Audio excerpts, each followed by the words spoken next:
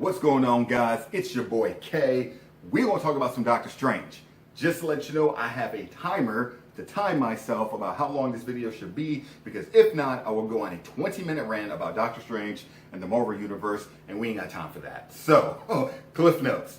Was it a good movie? Of course it was a good movie. It's a Marvel movie. When's the last time they made a bad movie? Not counting the X-Men and all of that, pre-Daredevil, Marvel, before they made their own studio. Not talking about that. Since Marvel has done a studio. They have been pumping out some phenomenal movies. Doctor Strange is no exception. Now, do I think Doctor Strange is the best Marvel movie that they ever made? No.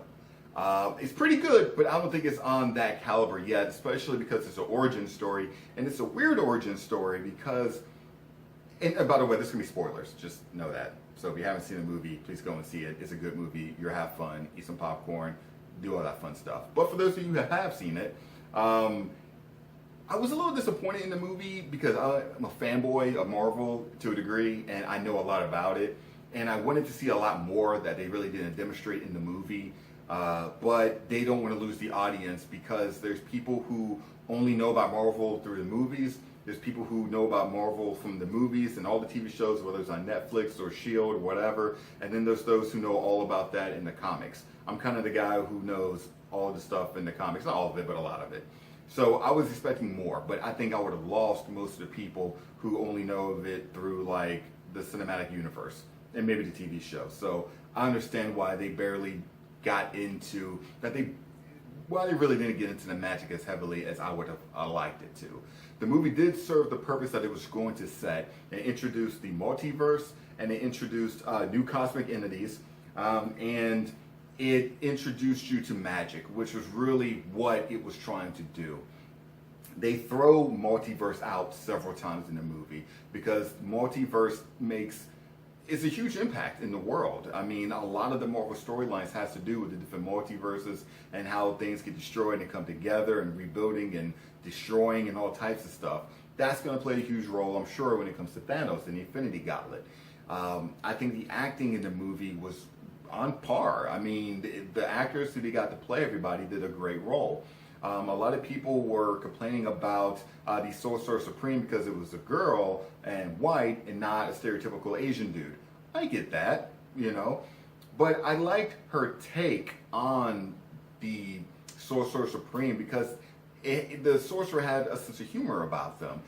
They had their own personality, and it wasn't just like a stereotypical character. They have their own thoughts and feelings and their own secrets that they were hiding, and reason why they did what they did in the movie.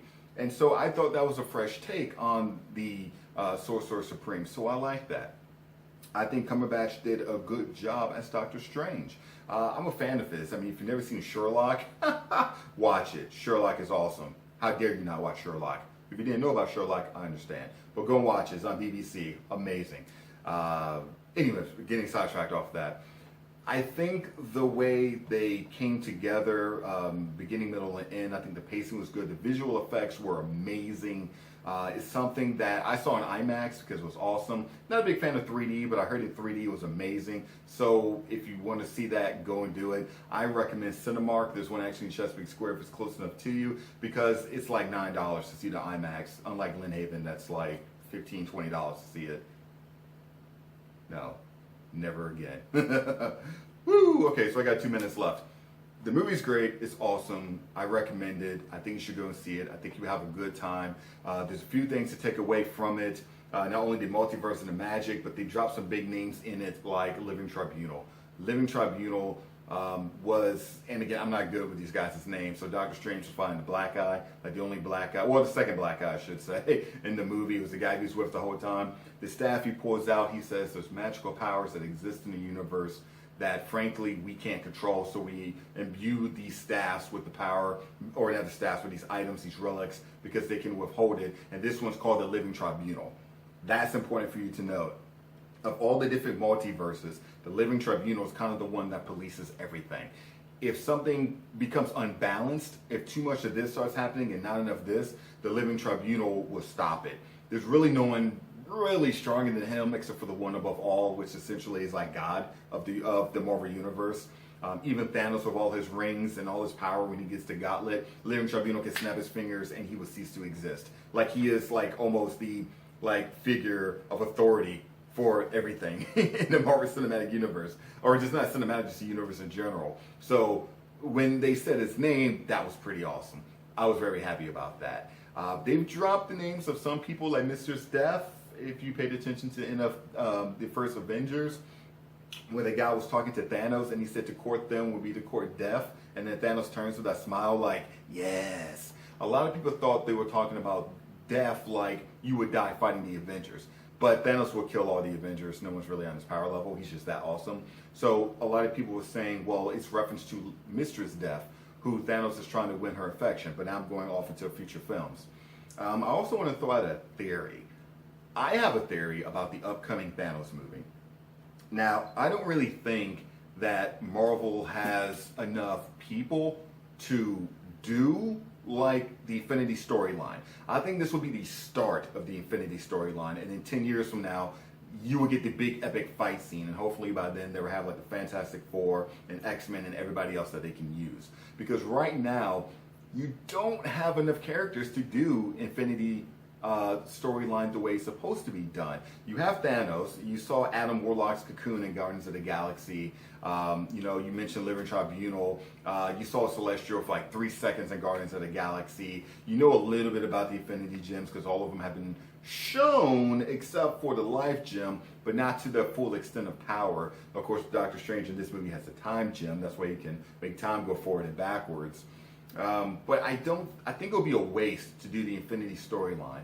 And if you look at what they've talked about in the future of the Marvel Cinematic Universe, originally there was going to be 2 films. There was going to be the Infinity War 1, Infinity War 2. And then afterwards, the Inhumans was supposed to come out like a little after that movie and such. Now, here's my theory. I say they don't have enough people. They're not going to do that storyline. They're going to introduce Thanos. He's going to come to Earth. He's going to terrorize everything. They're going to introduce a few more characters. And then they're going to build from that leading into the grand finale of the Infinity Wars, which will probably close out the Marvel Cinematic Universe. And maybe a couple of years later, they'll show something else. But I think that's like their end game. Instead, here's my theory. Kind of crazy of a theory, but follow me for you comic fans out there. They have come out and said they're not doing Infinity Wars 1 and 2. Instead, they're going to make one movie about Thanos, and then they're going to make another movie about the aftermath of Thanos. You're not going to squeeze the Infinity War saga and all of that fun stuff into one movie because people would kill you because that'd be a waste of everything. Instead, here's what I think they're going to do. There was an event that took place in the Marvel Universe in the comics where Thanos came to Earth, did a bunch of stuff. The Terrigen Mist got released among the planet. People were getting, turned into Inhumans and things like that from it.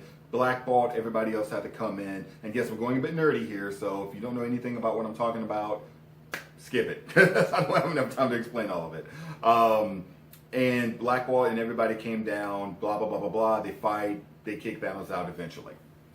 Here's why I think they're going to go with that story arc. Because you've already seen the Terrigen Mist. For those who watch Agent of S.H.I.E.L.D., it's the things that were turning people into that black stone, and then they will break out with their inhuman powers. There's a whole season about that. It's already been introduced. The other reason why I think they're going to go with this story arc is because they have changed the title from Infinity Wars 1 and 2 to just this movie's about Infinity or Thanos, and then the next movie's about the aftermath. That kind of, you can do that in one movie. It wouldn't take 2 movies to do that. But to explain the cause and effect and the aftermath of it would take 2 movies to do that. The other third reason why I think about this is because the Inhumans. That movie was supposed to come out soon after Thanos appeared. But they said, hey, we're still kind of working with the Inhumans things. I know it's been introduced in S.H.I.E.L.D., but introducing the King and everybody like Blackballed, that's been kind of hold off for now. What if they did this story arc? What if the Terrigen Mist that's already being introduced in S.H.I.E.L.D. affected the whole Earth?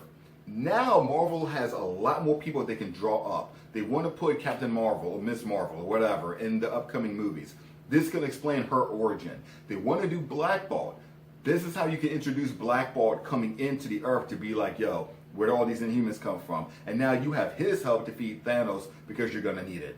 You're going to need it.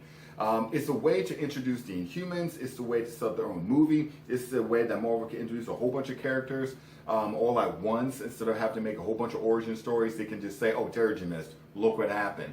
I think going that story arc would make more sense than trying to just have the Infinity War in one movie or even in 2 movies with them not having the rights to a lot of people and not having enough stuff set up. So that's just my crazy theory of where they're actually going to go with everything with Thanos instead of doing Infinity Wars. But hey, that's just my crazy theory. So let me know what you guys think about Doctor Strange. Let me know what you think about my theory with the upcoming Infinity and Thanos. And let me know if you guys have your own theories about what may happen. Leave it in the comments below. I look forward to hearing from it. And don't forget to like, share, and subscribe. Until next time, it's your boy K. Peace.